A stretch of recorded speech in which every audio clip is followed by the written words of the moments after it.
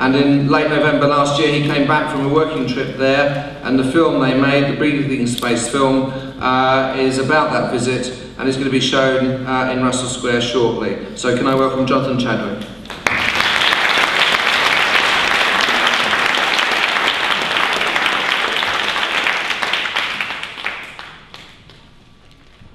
What have I brought you back from Gaza?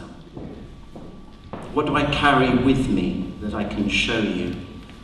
Is it the photos that I've taken? Or the purchases that I've made? What exchanges? What changes? What impressions have been made? It's the people that leave their impression on you, in you, isn't it? How we imprint each other with our being. Gestures and turns of phrases, they lodge inside us. We are all the people that have touched us. We make each other.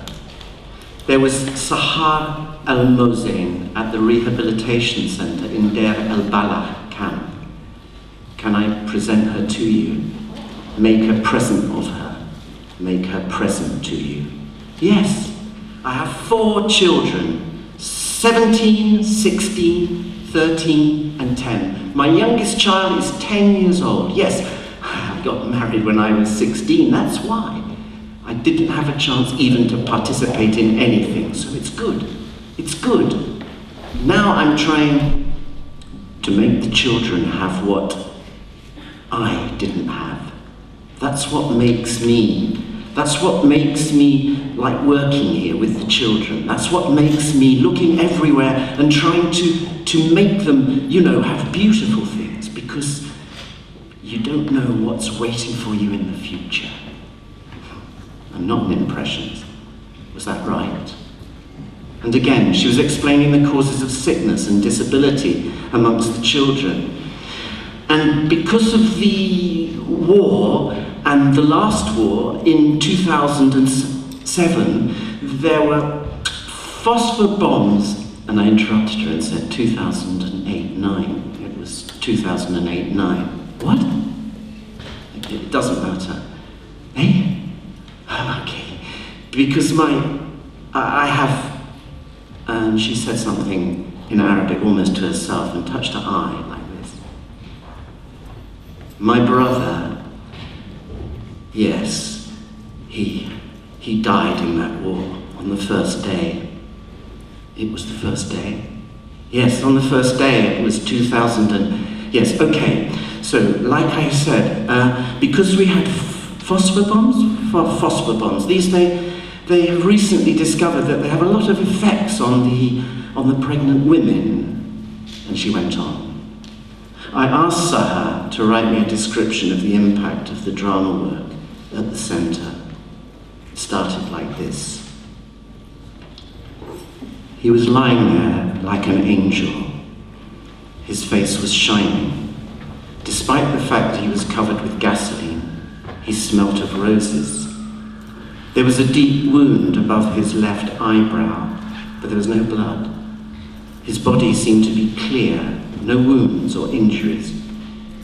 It was hard to believe that he is dead.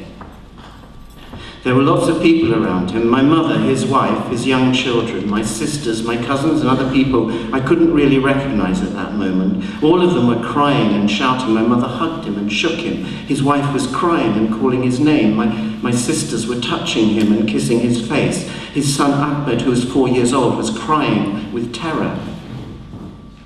But I stood there like the Sphinx. I felt so cold. I couldn't move. One of my cousins shook me and said, "Come closer, hug him and kiss him. Say goodbye, they will take him now." She tried to pull me. I felt everything around me going in circles. Then it turned black. It was a deep silence. I fainted. When I opened my eyes, everything came back. The crying, the people around me. My cousin was putting water on my face and crying my name. "Wake up, Sahar." She helped me to stand up and go towards his body. When I saw his innocent face, I tried to come closer and touch him, but it was dark again and complete silence. I fainted again. When they woke me up, he wasn't there. His body was taken to the cemetery. I looked around me. I saw my mother crying, his wife shouting and hugging her 4 children. One of my sisters was raising her hands, which were covered with blood, saying, Allah Akbar. She came to me and put my face between her hands and shouted, Rabi is a martyr, Sahar. Don't be sad. He will go to heaven. The smell of his blood, which covered my face, now made me realize what was happening around me. It was my brother's funeral. He was a martyr. He was killed by the Israeli aircraft while he was at his work. It was the first day of the war on Gaza, the start of massacres and killing for the Palestinian people in Gaza. My brother was one of the first victims. Almost 1,500 people followed him in the 27 days of bloody war.